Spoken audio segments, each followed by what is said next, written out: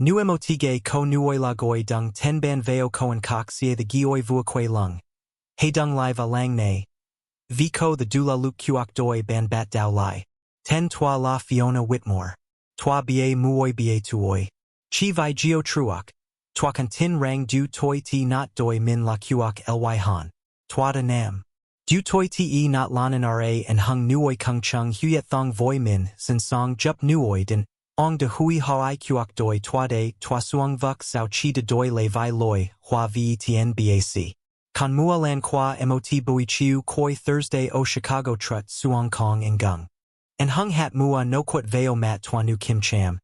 Kan geo tu ho Michigan loi shuyen qua cheek ao coacta yut sung keen tone than torun len tung.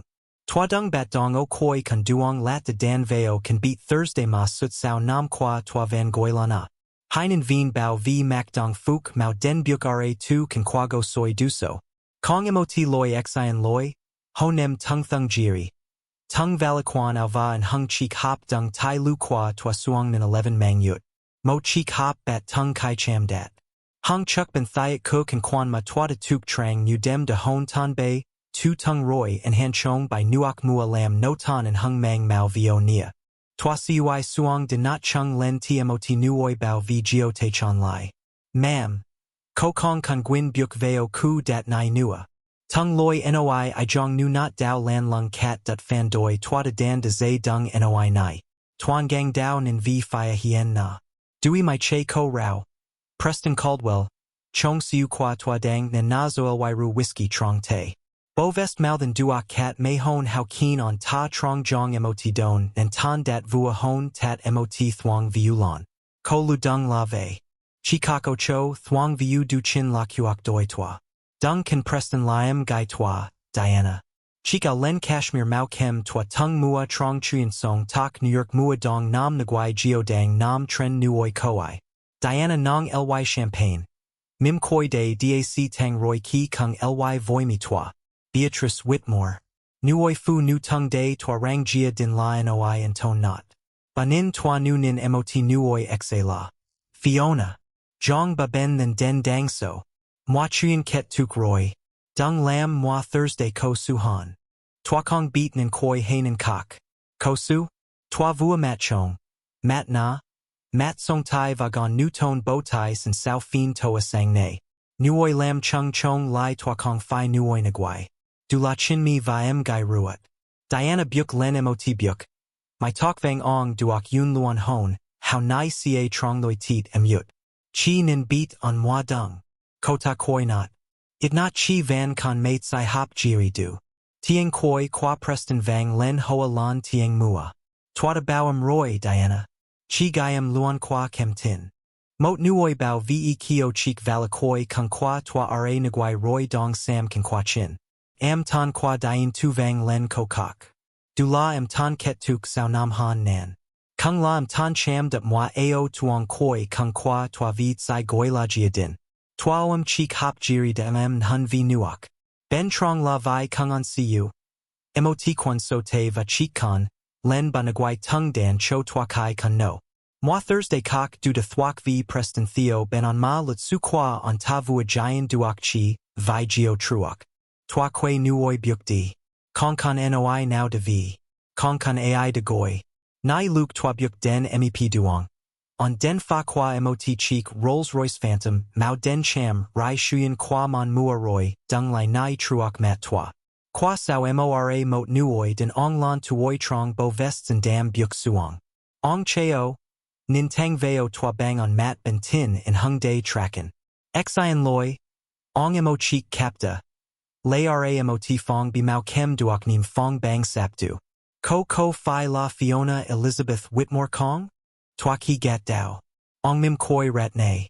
Toi de tim ko sut hai muoi hai nam. I stood frozen in the rain, staring at the cream-colored envelope in the elderly man's hand. Every instinct told me to walk away. I had been deceived too many times in a single day to believe that anything good could still happen to me. Yet there was something about the calm certainty in his eyes that stopped me. Ms. Fiona Elizabeth Whitmore, he repeated softly. My name is Charles Bennett. I represent Bennett and Ashcroft Trust Administration. We have been searching for you for over 22 years. Before I could answer, a burst of laughter echoed from behind us. Preston. He stepped onto the front porch with a crystal glass still in his hand, while Diana leaned comfortably against the massive oak doorway. My mother folded her arms across her chest, watching the scene with open curiosity. Another scam artist? Preston called out with a smug grin. She's broke now. You picked the wrong target. Diana laughed. You might want to check her bank account first. Last time I looked, it barely had enough to buy dinner. Charles never even turned toward them. Instead, he opened a leather portfolio and removed a single laminated photograph. This belonged to your biological father. The words struck me harder than the freezing wind. My biological father? I whispered. My mother suddenly stiffened. For just a fraction of a second, I saw something I had not seen all day. Fear. It vanished almost immediately. Don't listen to him, Beatrice snapped. He's obviously mistaken. Charles calmly placed the photograph back into the folder. I assure you, Mrs. Whitmore, I am not. He looked back at me. There are matters that should never be discussed on a public sidewalk. May I have 15 minutes of your time? I looked down at the soaked cardboard box in my arms. Everything I still owned in this world fit inside it. One change of clothes, a notebook, my grandmother's knitted scarf, a few family photographs that suddenly felt like they belonged to strangers. Just 6 hours earlier, I had believed I understood exactly who I was. Now a complete stranger was calmly telling me that even my identity might be a lie. Before following him, my eyes drifted back toward the mansion. 6 years. 6 years of marriage. 6 years of building a life beside Preston Caldwell. The first time I met him, he had seemed like everything my family wanted me to become. Confident, successful, ambitious. He was already climbing the corporate ladder as an executive at one of Chicago's largest commercial development firms. At the time, I was finishing a major landscape architecture project for the restoration of a historic botanical estate along the North Shore. I loved creating beautiful spaces. I loved watching abandoned places become alive again. Preston used to tell everyone that was what attracted him to me. You see potential where everyone else sees ruins. Back then, I believed he meant it. We married 18 months later in a small lakeside ceremony outside Chicago. It was simple, elegant, exactly what I wanted, or at least I thought it was. Looking back now, I realized almost every major decision during our marriage had quietly benefited Preston far more than it ever benefited me. He encouraged me to combine our finances. He suggested putting the house in both our names for convenience. He persuaded me to let his attorneys handle investment paperwork because they were supposedly more experienced than mine. Each decision sounded reasonable. Each compromise felt like something loving couples naturally did. I never imagined I was slowly signing away the foundation beneath my own feet. My family adored him almost immediately. My mother constantly praised his business instincts. Diana flirted shamelessly with his wealthy colleagues during dinner parties while Preston laughed instead of stopping her. Whenever I questioned anything, I became the difficult one. The overly emotional wife. The perfectionist. The woman who worked too much. The irony was almost unbearable. I spent my career restoring neglected landscapes worth millions of dollars, negotiating contracts with elite clients, solving complex development problems, and leading multimillion-dollar projects. Yet inside my own home, I had slowly been convinced that I wasn't capable of managing my own future. I didn't see the manipulation while it was happening. Real manipulation rarely announces itself. It arrives disguised as love, as advice, as protection, as family. Standing in the freezing rain outside the house I had helped pay for, I finally understood something that should have been obvious years ago. The divorce had not destroyed my life. It had only revealed who had been quietly dismantling it all along. Charles opened the rear door of the waiting Rolls-Royce. "Please," he said gently, "there are truths your mother has hidden for more than 3 decades." For the first time since the courtroom that morning, I felt something other than grief. I felt the faintest spark of curiosity. And somewhere deep beneath the heartbreak, hope. Sometimes the biggest betrayal isn't the lie you believe. It's the truth someone else has spent a lifetime hiding from you. The inside of the Rolls-Royce was warm, quiet, and impossibly elegant. Rain streamed down the tinted windows as the mansion disappeared behind us. I didn't look back. There was nothing left for me there except memories that suddenly felt counterfeit. Charles Bennett sat across from me, carefully placing the cream-colored envelope onto the polished walnut table between us. "I know you have hundreds of questions," he said. "Unfortunately, I cannot answer all of them until we reach my office." I stared at the envelope. It bore an unfamiliar crest pressed into deep crimson wax. Not a company logo, not a law firm's seal, a family crest. My family? No, apparently someone else's. "You said biological father," I finally whispered. "My father died when I was 12. Charles met my eyes with surprising kindness. "The man who raised you did." My heartbeat stumbled. Every child builds their identity from certain unquestionable truths. Who their parents are, where they came from, what their last name means. In less than 10 minutes, 2 of those truths had already fallen apart. The city lights blurred outside as we crossed downtown Chicago. For several minutes, neither of us spoke. Finally, Charles broke the silence. "Tell me something, Ms. Whitmore." I nodded. "Did your mother ever speak about your early childhood before the age of 6? I frowned. "Not really. Photographs. Very few. Medical records? I've never seen them." He simply nodded, as though each answer confirmed something he already knew. I leaned forward. "What exactly are you trying to tell me?" Before he could answer, my phone vibrated. Then again, and again. Dozens of notifications flooded the screen.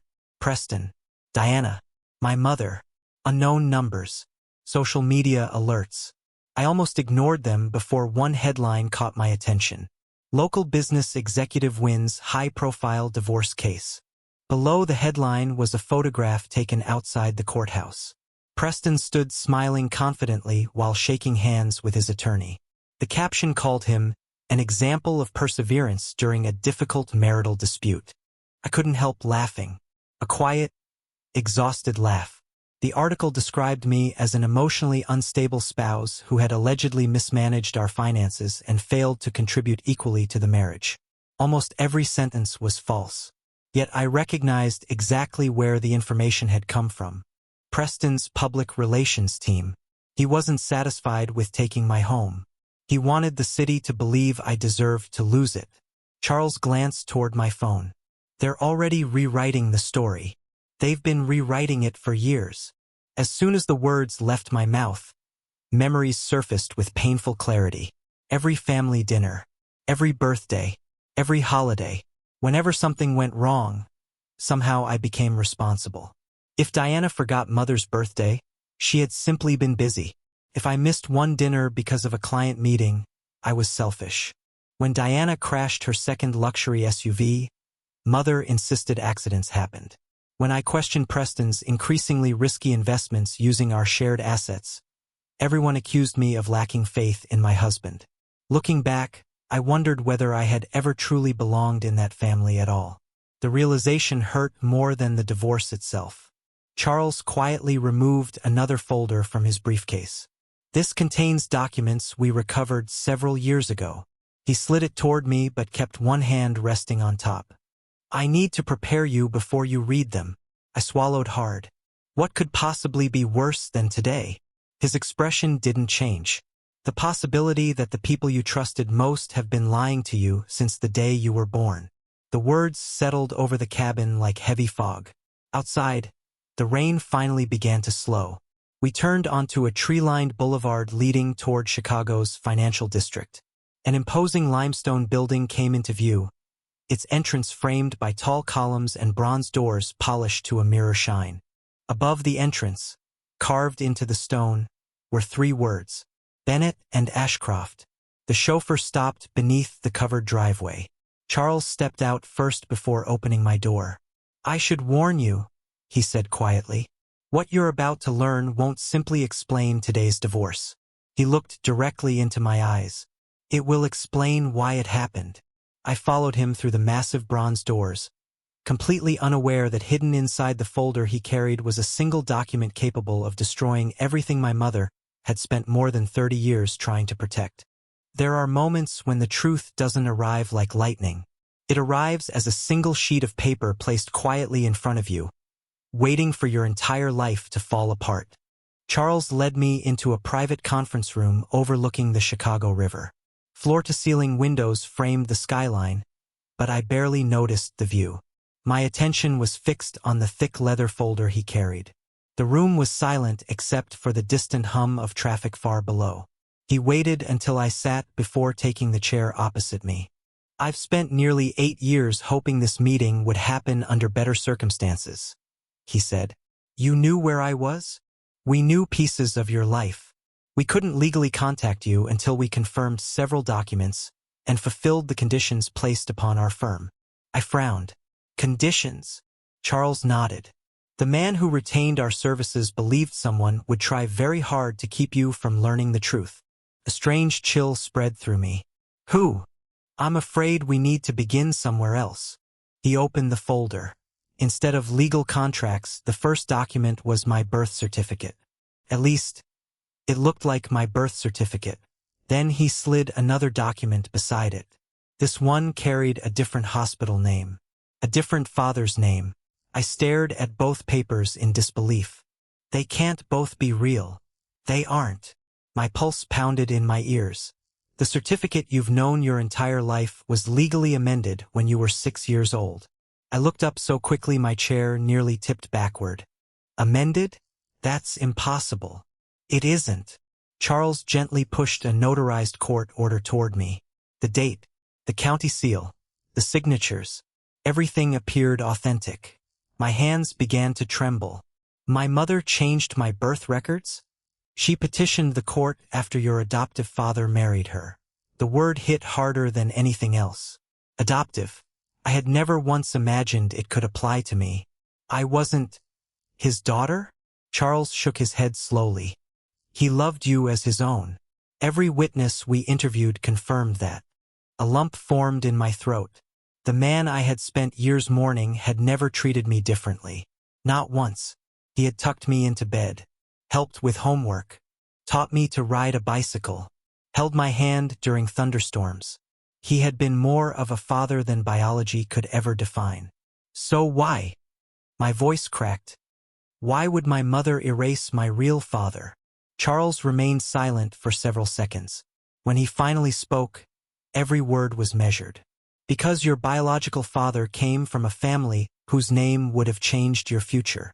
He reached into the folder again. This time he removed an old newspaper clipping. The photograph showed a younger man standing beside the ribbon-cutting ceremony for a luxury hotel in Colorado. He looked startlingly familiar. Not because I recognized him, because I recognized myself. The same gray-blue eyes, the same jawline, the same crooked smile. My breath caught. His name was Jonathan Ashcroft. The surname immediately caught my attention. Ashcroft. Charles nodded. The same Ashcroft whose name is engraved on the front of this building. I slowly turned toward the window overlooking the bronze entrance below. Bennett and Ashcroft. It hadn't been just a law firm's name. It had been a family name all along. My biological father built one of the largest privately owned hospitality groups in the western United States with his older brother before expanding into commercial real estate, ranch properties, and investment holdings. I struggled to process even half of what he was saying. If that's true, why didn't he ever come for me? Charles lowered his eyes. Because he believed you had died. The room became perfectly still. For several long seconds, neither of us spoke. Finally, I whispered the only question that mattered. What did my mother tell him? Charles opened one final envelope. Inside lay a faded letter, its edges worn with age. The answer, he said quietly, is written in your mother's own handwriting.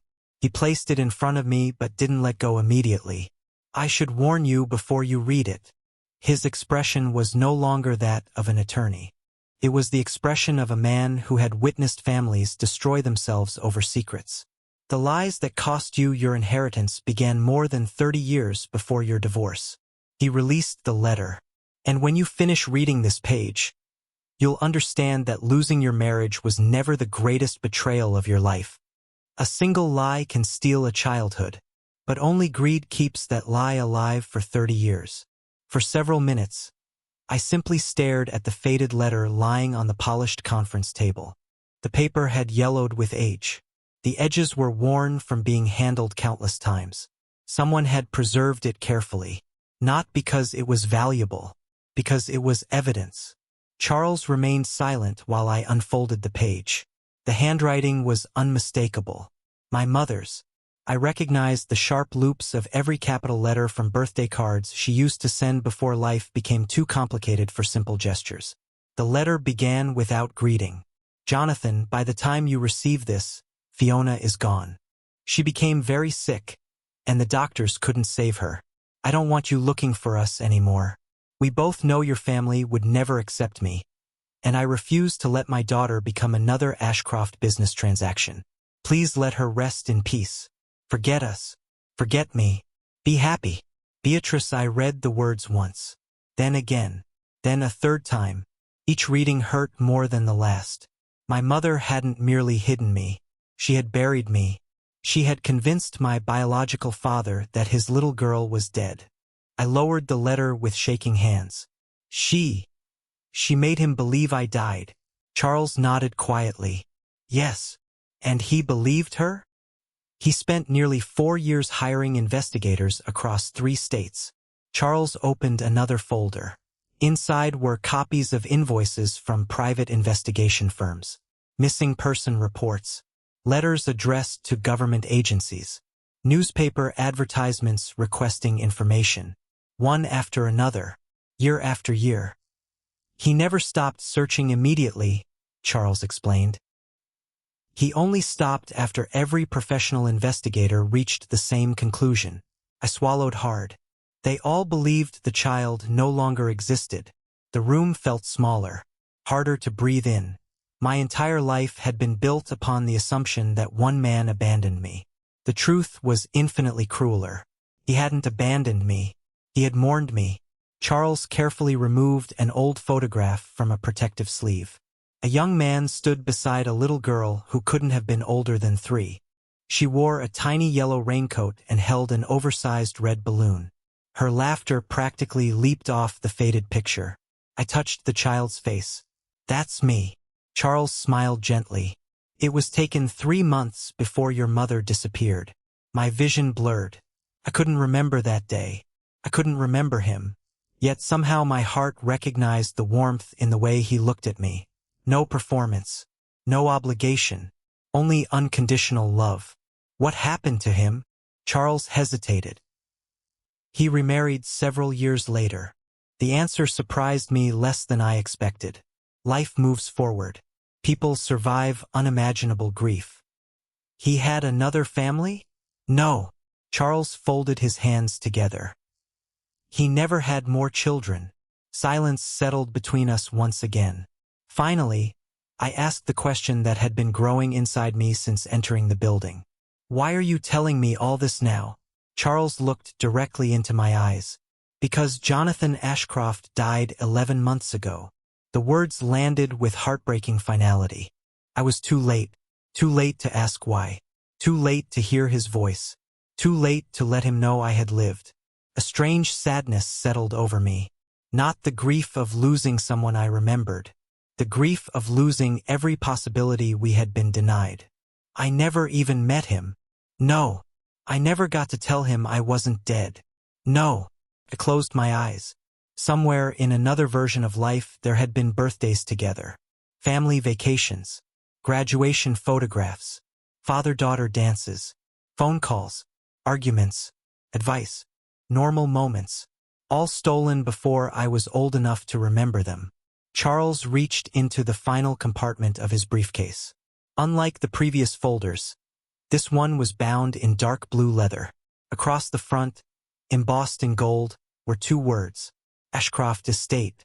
He rested one hand on the cover before sliding it toward me. Jonathan changed his will 3 months before he passed away. I looked up. He never stopped believing that someday the truth might surface. My heartbeat quickened.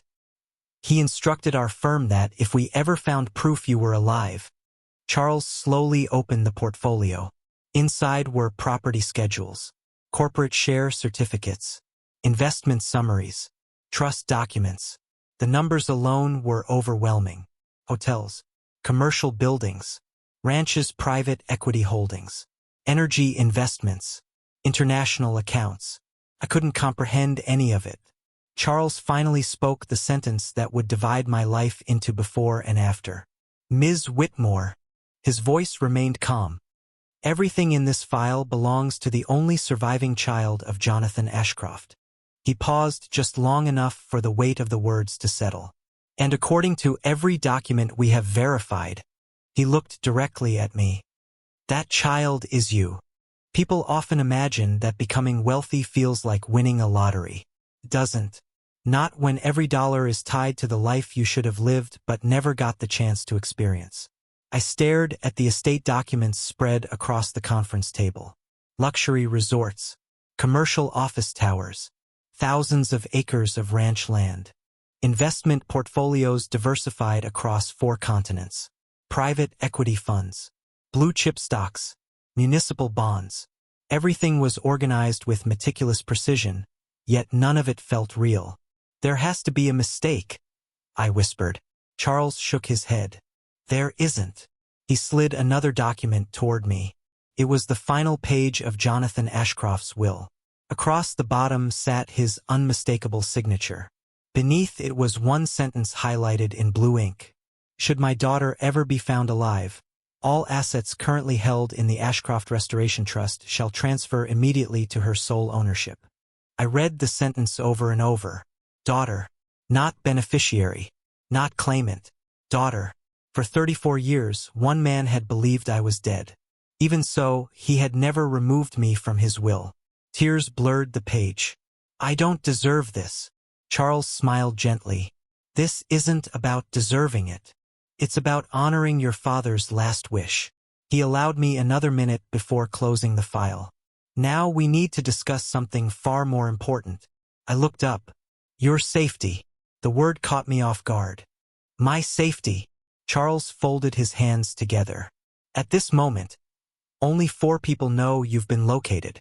Myself, our senior estate attorney, our chief trustee, and now, you. I nodded slowly. No one else. Not yet. He leaned forward. And I'd strongly recommend keeping it that way. The weight of his words settled over me. Why? Because fortunes of this size don't simply attract opportunity. They attract greed. Almost instantly, 3 faces appeared in my mind. Preston, Diana, my mother. Charles seemed to read my thoughts. Tell me honestly, if your ex-husband discovered you inherited this estate tomorrow, I didn't hesitate. He would come back. And your mother? She'd suddenly remember how much she loves me. And your sister? I almost laughed. She'd already be choosing which vacation house she wanted. Charles nodded. Exactly. For the first time since entering the building, I smiled. Not because anything was amusing, because I finally understood the game. For years, I had been reacting, explaining, defending myself, trying to convince people who had already decided I was the villain. I wasn't going to do that anymore. So what happens next? I asked. Charles opened a slim notebook. First, we establish new legal representation completely independent of your previous attorneys. I nodded. Second, we transfer all estate assets into structures that cannot be accessed through marriage claims or fraudulent litigation. Another nod. Third, his voice became even calmer. We quietly investigate the circumstances surrounding your divorce. I frowned. My divorce is over. Charles didn't agree. Legally, perhaps. But something has bothered me since reviewing your court file. He opened another folder. Inside were copies of financial statements from my marriage, bank transfers, mortgage records, corporate filings. I recognized every signature. including mine. These signatures, I whispered. They're yours. Yes. But several surrounding financial authorizations were executed within minutes of one another. I looked closer. Different dates. Different documents.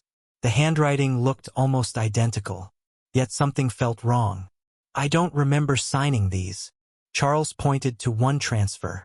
$3 million had been moved from one investment account into another company 6 months before our divorce. The receiving company sounded unfamiliar. Caldwell Strategic Holdings. I've never heard of this business. Charles nodded. Neither had we. So we looked. He placed a corporate registration on top of the stack. President, Preston Caldwell. Vice President, Diana Whitmore. My heartbeat quickened. What? The company was incorporated almost 2 years before your divorce filing. I stared at Diana's name. My own sister. Charles continued. And according to preliminary accounting records. He paused. A significant amount of marital property appears to have been quietly transferred into that company long before you ever entered a courtroom. A strange calm settled over me. The kind that comes just before a storm. I wasn't angry anymore. I wasn't heartbroken. I was thinking, analyzing, connecting years of conversations, missing paperwork, and excuses that had once seemed harmless. They hadn't simply divorced me. They had planned it. Months, perhaps years in advance. Charles closed the folder. I've already contacted one of the country's best forensic accounting teams. And tomorrow morning, he looked directly into my eyes. They'll begin following every dollar Preston Caldwell thought he'd hidden. For the first time since losing everything outside my former home, I realized I wasn't preparing to rebuild my life. I was preparing to uncover the truth. And this time, I intended to let the evidence speak louder than any lie my family had ever told.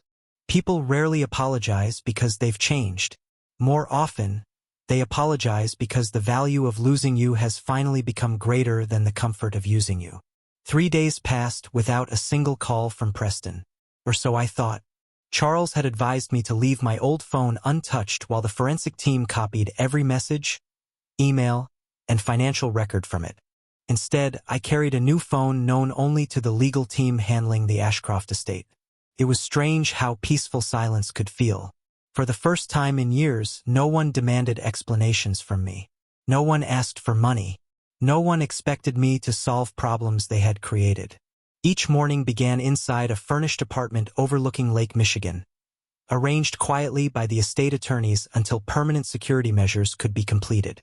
During the day, accountants, investigators, and trust specialists filled conference rooms with spreadsheets instead of accusations, facts instead of opinions, evidence instead of manipulation. The contrast was almost surreal. Late Thursday afternoon, Charles entered the conference room carrying a tablet. I think you'll want to see this. He placed it in front of me. My old social media account. Dozens of unread messages.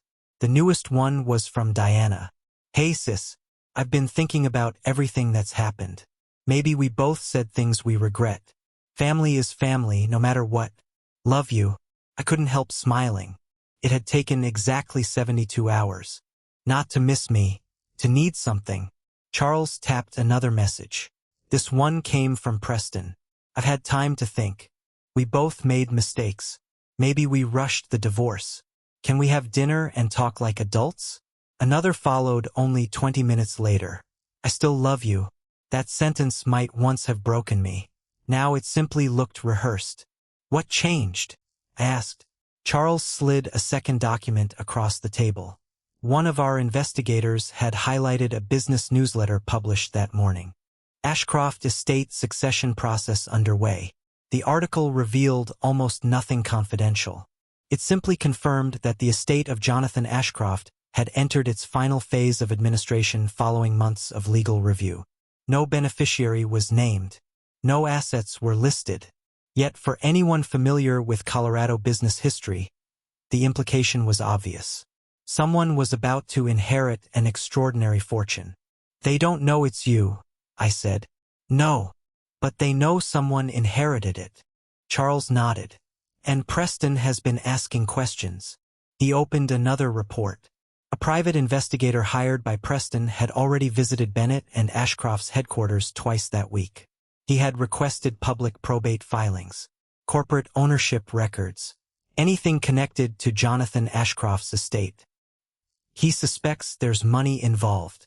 Charles spoke calmly. He simply doesn't know whose money. I looked down at Diana's message again. Family is family. The words reminded me of every holiday where I paid the restaurant bill. Every birthday gift they accepted without gratitude. Every emergency loan that somehow became my responsibility.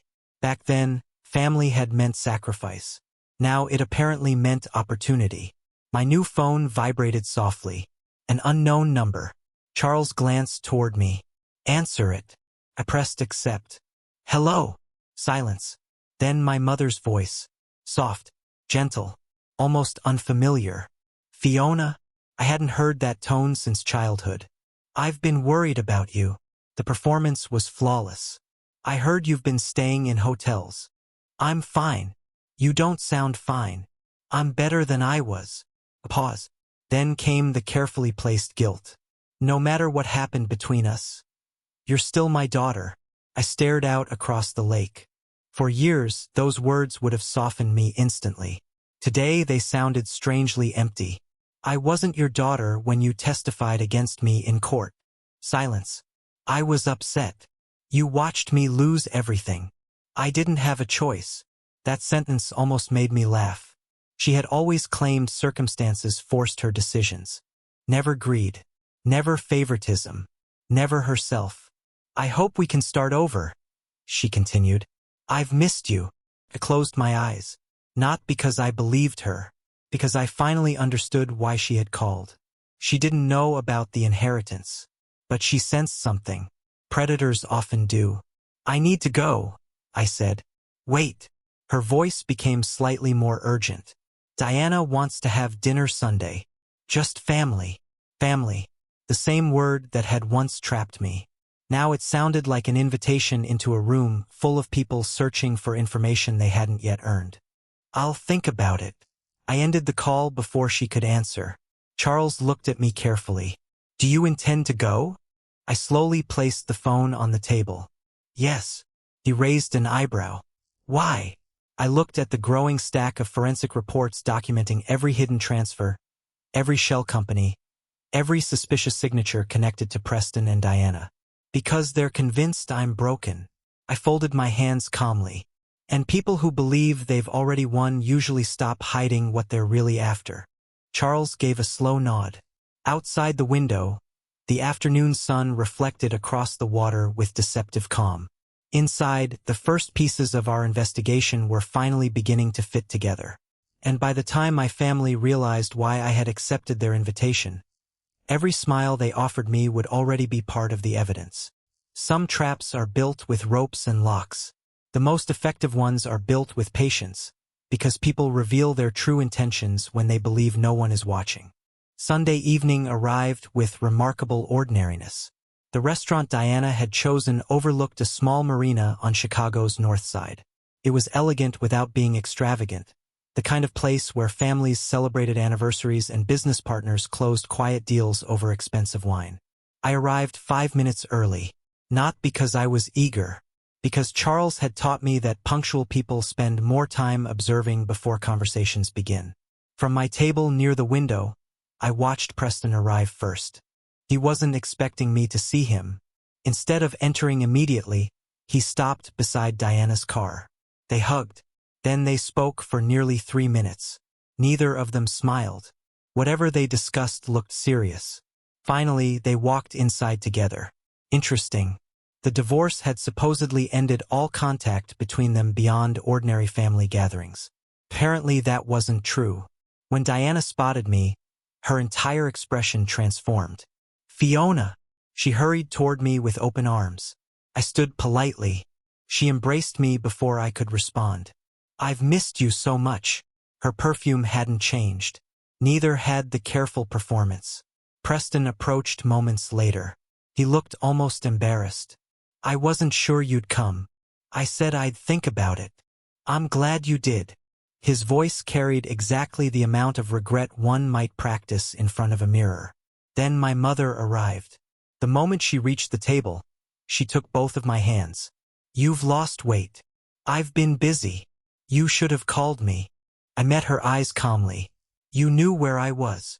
She looked away first. Dinner began with harmless conversation. Weather, traffic, restaurants, old neighborhood gossip. It almost resembled a normal family gathering. Almost. Then Preston leaned back in his chair. "So," he smiled casually, "what have you been doing since the divorce?" There it was. The real question. I answered honestly enough. "Meeting with attorneys." 3 sets of eyes lifted almost simultaneously. "What kind of attorneys?" Diana asked.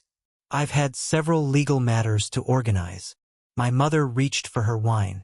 "Anything serious?" "Not anymore." Silence settled over the table. Each of them waited for more. I offered none. The waiter arrived with the main course, interrupting the moment. As plates were placed before us, Preston changed direction. "I've actually been thinking." He looked almost uncomfortable. "I wasn't a very good husband." I studied him quietly. Perhaps another woman would have mistaken the lowered voice for remorse. I noticed something different. He never apologized for specific actions, only general feelings. People avoiding accountability often preferred vague language. "I'm sorry things became so ugly." I nodded once. "They did. I'd change a lot if I could." "I'm sure." Again I left space. People eager to manipulate silence usually filled it themselves. He did exactly that. "You know." He smiled carefully. "I never cared about money." I nearly laughed. The man who had secretly moved marital assets into shell companies wanted me to believe money had never mattered. Instead, I took another sip of water. Across the table, Diana finally asked the question she'd been waiting to ask all evening. "So, which law firm have you been working with?" I looked directly at her. "Why?" She hesitated only briefly. "I was just curious." "No particular reason?" "No." I smiled gently. "Then it probably isn't important." Her expression tightened for only a fraction of a second before recovering. Most people would have missed it. I didn't. The conversation drifted again, this time toward childhood memories. Or rather, their version of childhood. My mother laughed while describing how independent Diana had always been. How responsible. How gifted. As she spoke, I noticed something familiar. I wasn't mentioned. Not once. Even now, with me sitting directly beside her, the family history still revolved around the golden child. Some habits survive every passing year. Dessert arrived. Then coffee. Finally, Preston leaned toward me once more. "I've been offered an investment opportunity." There it was. The real reason. "I thought maybe—" He paused. "If you were rebuilding financially, we might help each other." I almost admired the confidence. He believed I was vulnerable, desperate, searching for a way back. "What kind of investment?" I asked. His eyes brightened immediately. "A private real estate venture. Very exclusive. We're bringing in a few trusted partners." Trusted. The same man who had hidden millions from me now wanted me investing beside him. "I'll think about it," I replied. His smile widened. Across the table, Diana relaxed. My mother finally looked relieved. They believed the evening had gone exactly as planned. When we stood to leave, Preston insisted on walking me to my car. As we reached the parking lot, he lowered his voice. "I knew you'd come around." I looked at him calmly. "What makes you think that?" "Because deep down," he smiled with absolute certainty, "you've always trusted me." I held his gaze for several quiet seconds. Then I smiled. Not because I trusted him. Because by the following morning, Charles's forensic accountants would receive the investment proposal Preston intended to send me. And if that proposal matched the hidden company already buried inside our investigation, Preston wouldn't be recruiting a business partner. He would be delivering the missing piece of evidence with his own hands. The most dangerous people are not the ones who lie well. They are the ones who become so comfortable with their lies that they stop believing anyone will ever question them. Monday morning began with a courier envelope addressed to me. No return address. Inside was Preston's investment proposal. Exactly as Charles had predicted. The presentation was polished, professional, complete with projected returns, architectural renderings, and a carefully written business plan describing a luxury residential development outside Denver. To an ordinary investor, it looked legitimate. To me, it looked familiar.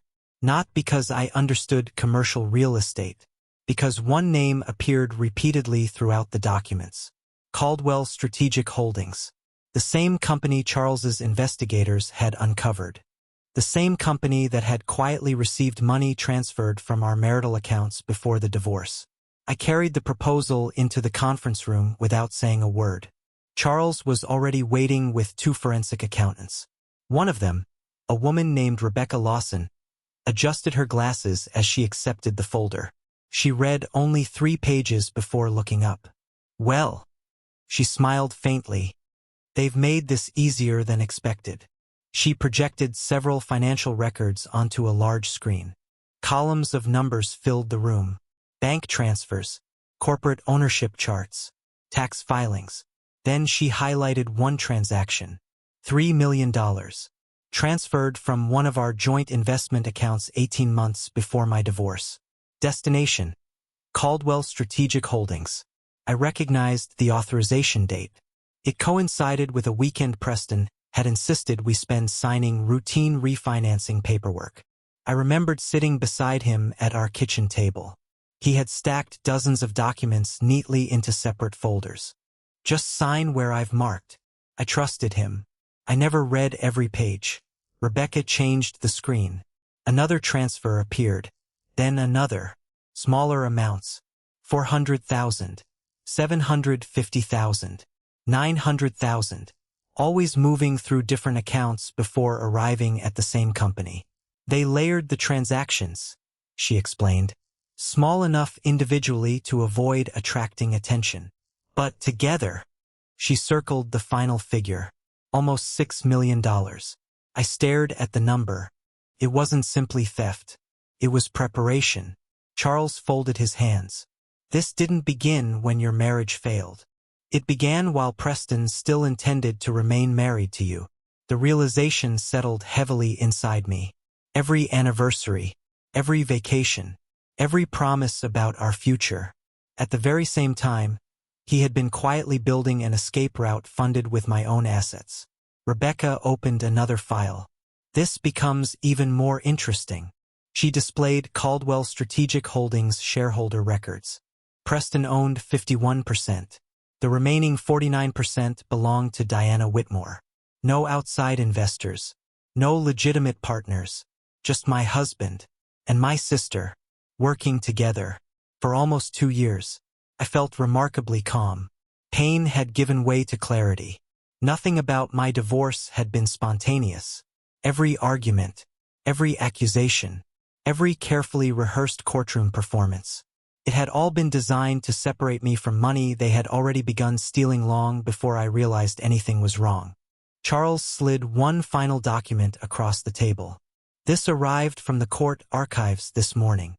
It was the original financial disclosure Preston had submitted during our divorce proceedings. I immediately noticed the omission. Caldwell Strategic Holdings wasn't listed anywhere. Neither were the millions already transferred into it. "He concealed the company under penalty of perjury," Charles said quietly. Rebecca nodded. "And because your sister was both a shareholder and a witness in the divorce." She didn't finish the sentence. She didn't need to. The room became silent. Charles finally spoke. "Fraud, asset concealment, false financial disclosures, perjury, conspiracy." Each word landed with quiet certainty. No anger, just facts. I thought back to Sunday evening. Preston's confident smile. Diana pretending to rebuild our relationship. My mother's carefully rehearsed concern. None of them knew their entire strategy had already collapsed. They believed I might become an investor. Instead, They had voluntarily confirmed the existence of the very company they had hidden from the court. Rebecca closed the investigation file. We now have enough to request a complete forensic audit through the court. Charles looked toward me. They still believe they're controlling the story. Outside the conference room, lawyers moved calmly through polished hallways, carrying briefcases instead of emotions. Inside, years of deception had finally been reduced to organized evidence.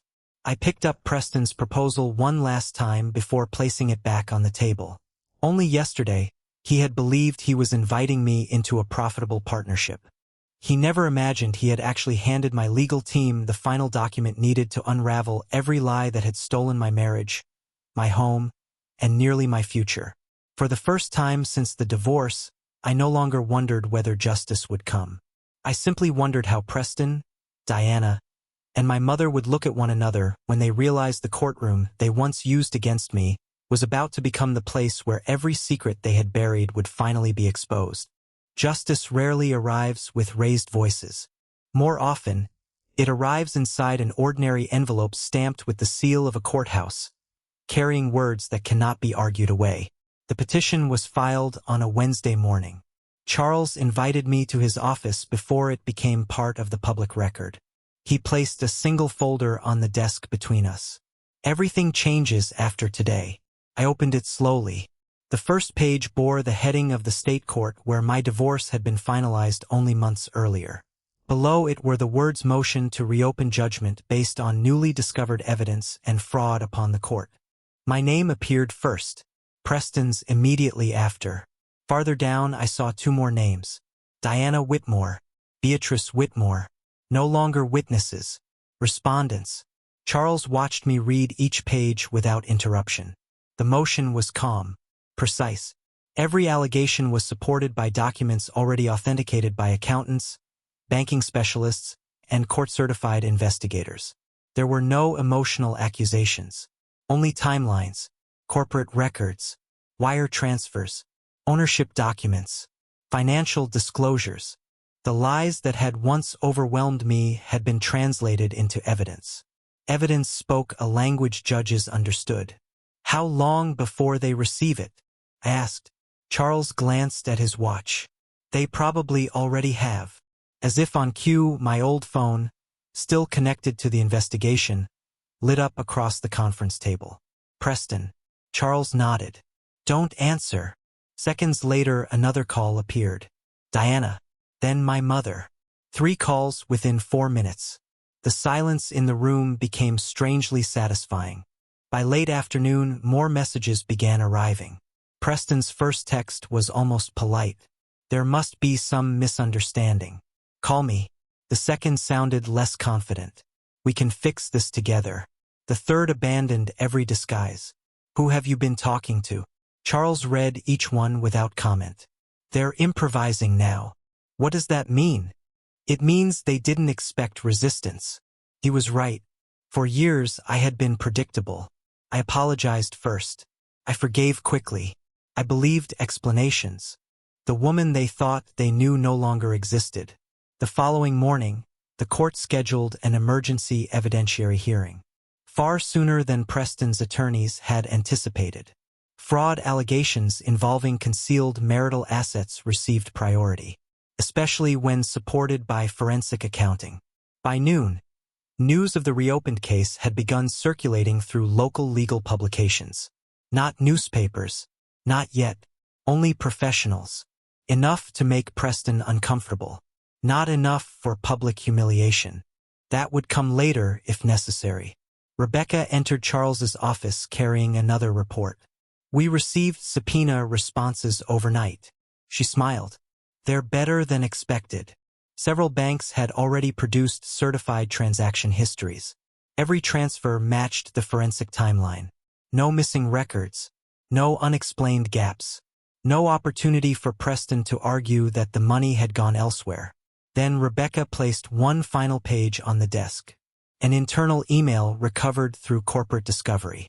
Sent from Preston to Diana nearly 18 months earlier. One sentence had been highlighted. Once the divorce is final, she'll never be able to trace any of it. I read the sentence twice. Not because I doubted it, because I remembered exactly where I had been that day.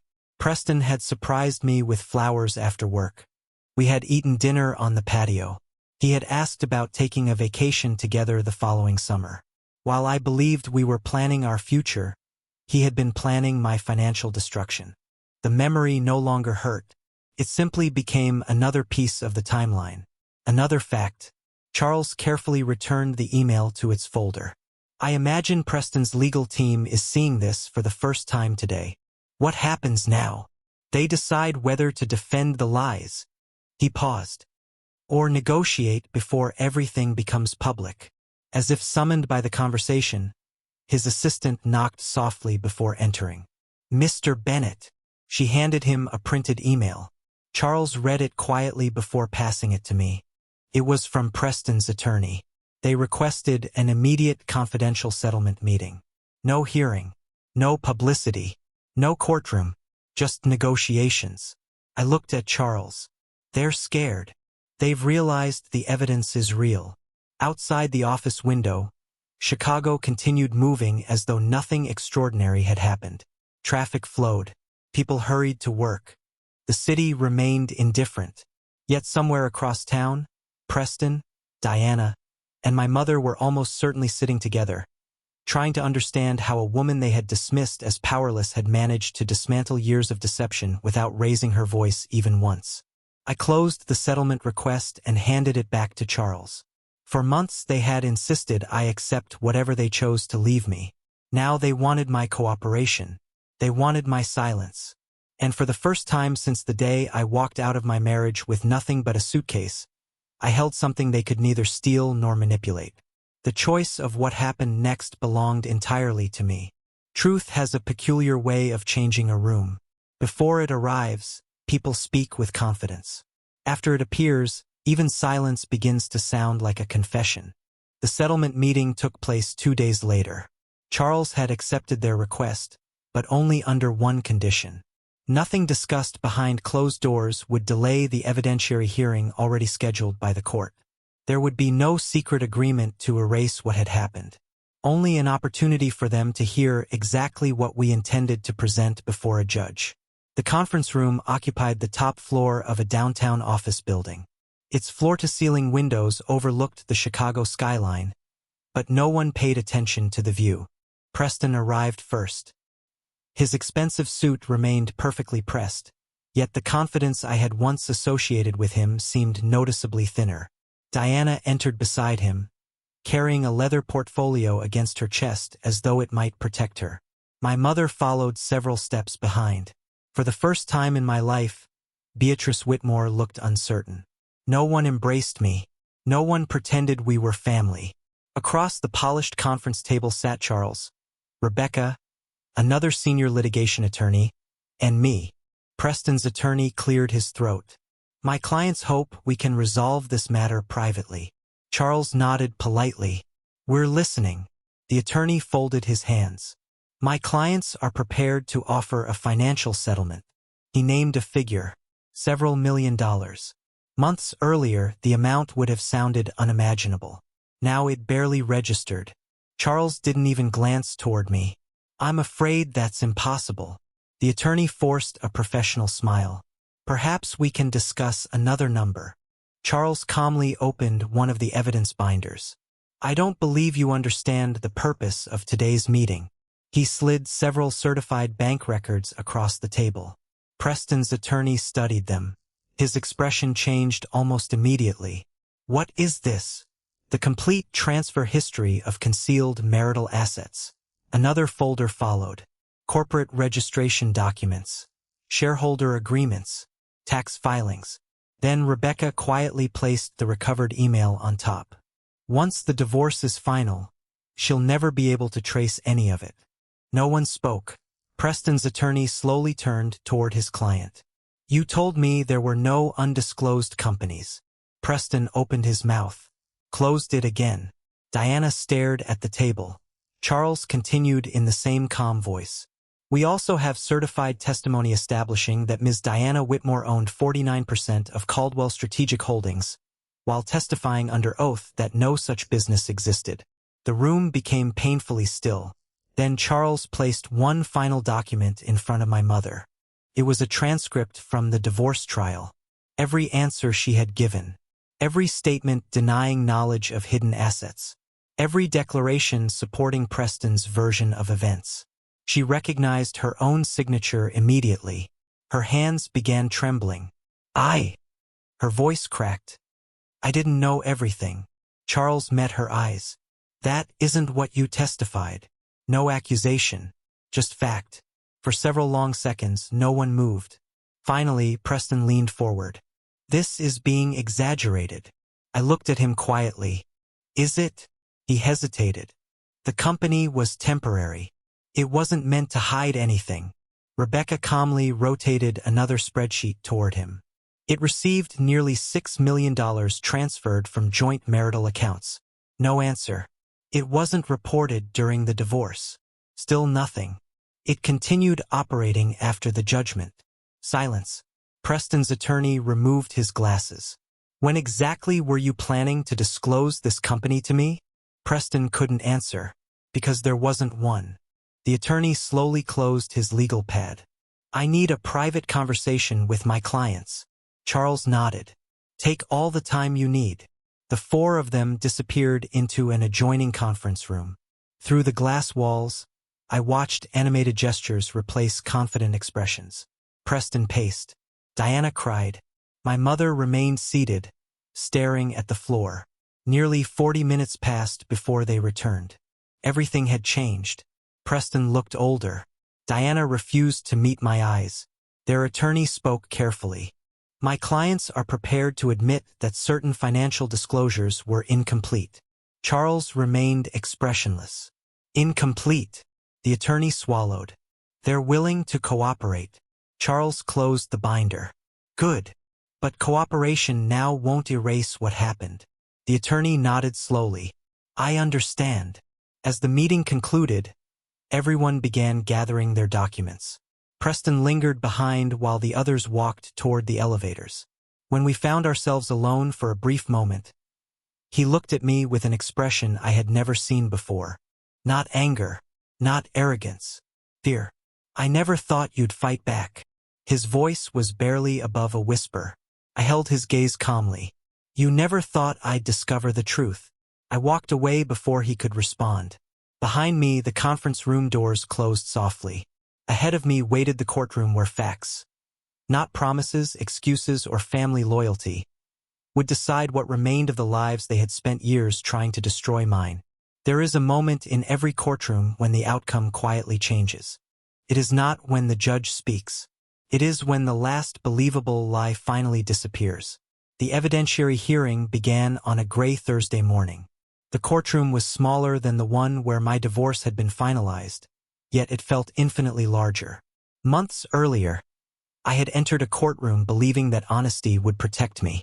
Now I entered understanding that only evidence could do that. Charles organized our exhibits with the calm precision I had come to admire.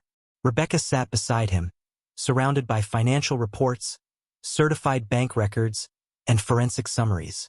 Across the aisle, Preston looked exhausted. His attorney no longer carried the confidence of our first divorce trial. Diana avoided looking in my direction altogether. My mother sat behind them, her hands folded tightly in her lap. The judge entered promptly. After preliminary remarks, Charles stood. His opening statement lasted less than 10 minutes. There were no dramatic accusations. He simply walked the court through a chronological timeline. Marriage, hidden company, secret transfers, false disclosures, perjured testimony. Each point connected seamlessly to authenticated documents already submitted into evidence. Then Rebecca testified. She explained the financial trail with remarkable clarity. Large transfers had been intentionally divided into smaller transactions. Corporate ownership had been concealed. Marital assets had been redirected before the divorce petition was ever filed. Every chart supported the same conclusion. The concealment had been deliberate.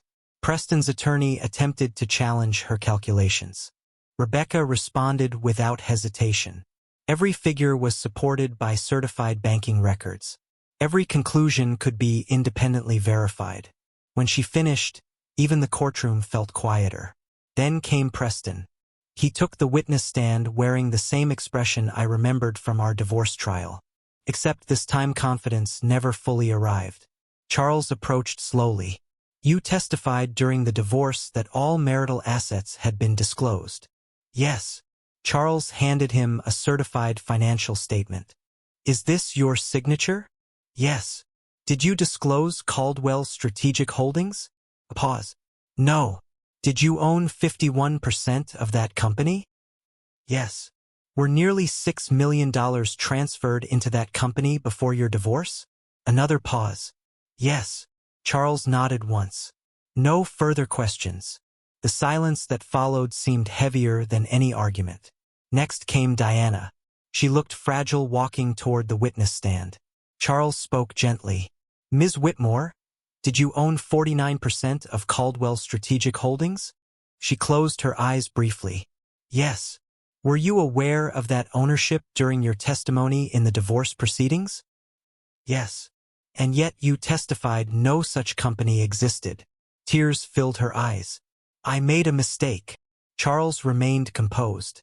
A mistake lasting nearly 2 years? She couldn't answer.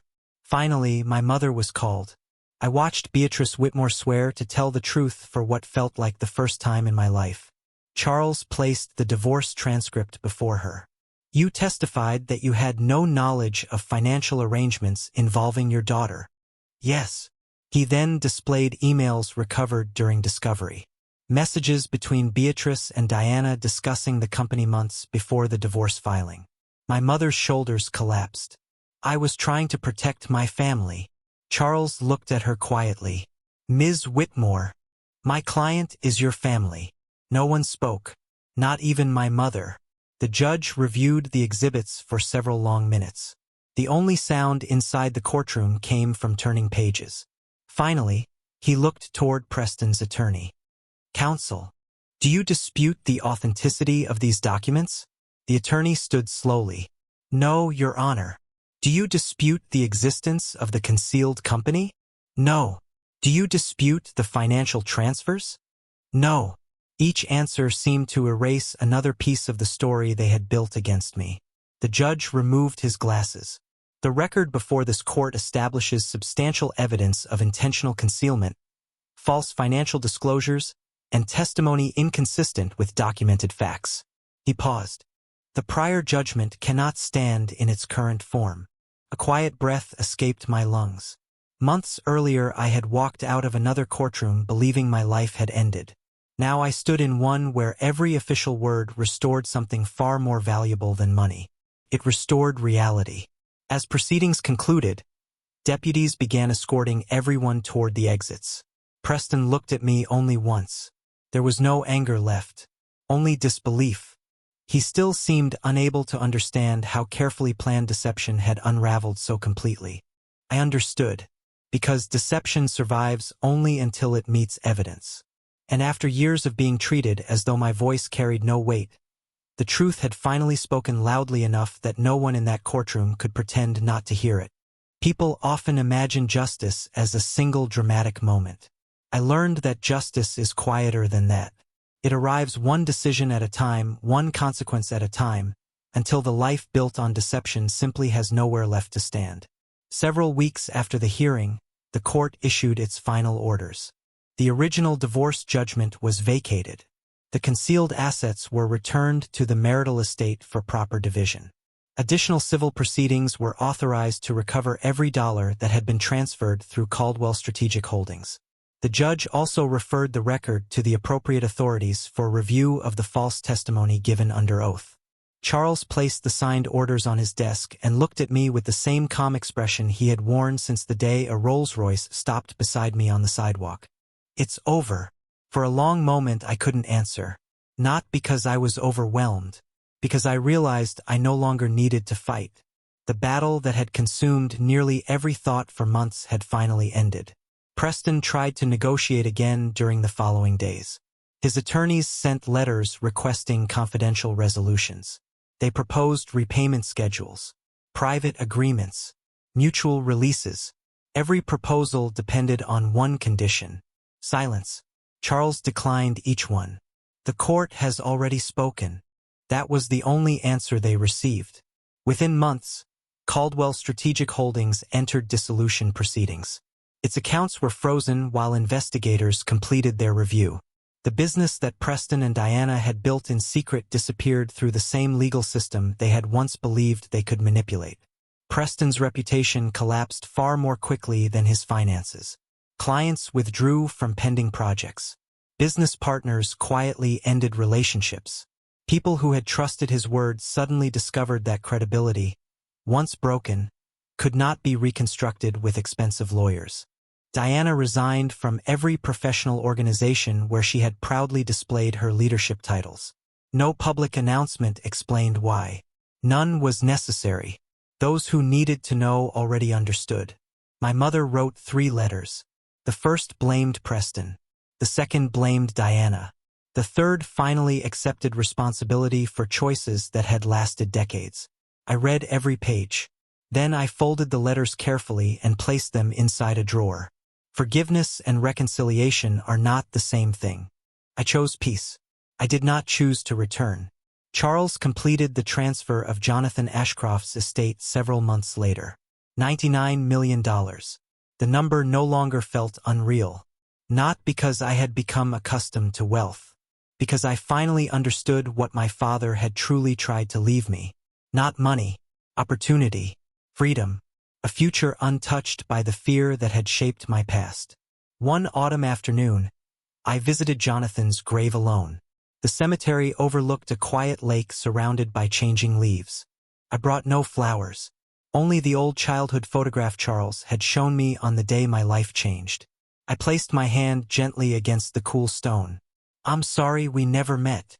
The words came easily. So much was stolen from us. A soft breeze crossed the water. For the first time, the sadness I carried no longer felt heavy. It simply belonged to my history, not my future. Months later, I established the Ashcroft Foundation in Jonathan's memory. Its first programs provided legal assistance and temporary housing for women who had lost everything because someone they trusted had used money as a weapon against them. Every approval letter I signed reminded me of the woman who had once stood on a sidewalk with a single suitcase, believing she had nowhere left to go. She could never have imagined this life. I eventually purchased a home overlooking Lake Michigan. Not because it was large. Not because I wanted to prove anything. Because every room felt peaceful. No raised voices. No manipulation. No performances. Only quiet. One evening, I stood on the terrace watching the sun disappear beyond the water. The wind carried the familiar scent of autumn. My phone remained silent. No desperate calls. No apologies. No demands. Only stillness. I realized then that losing my marriage had never been the greatest tragedy of my life. The greatest tragedy would have been spending another decade believing the lies my family had written for me. They thought they had left me homeless. Instead, they unknowingly pushed me toward the truth. They believed they had taken everything. Instead, they cleared the path to a father who had never stopped searching, an inheritance that restored my future, and a life defined not by betrayal, but by my own choices. For the first time since I was a little girl, my story no longer belonged to the people who had tried to control it. It belonged entirely to me.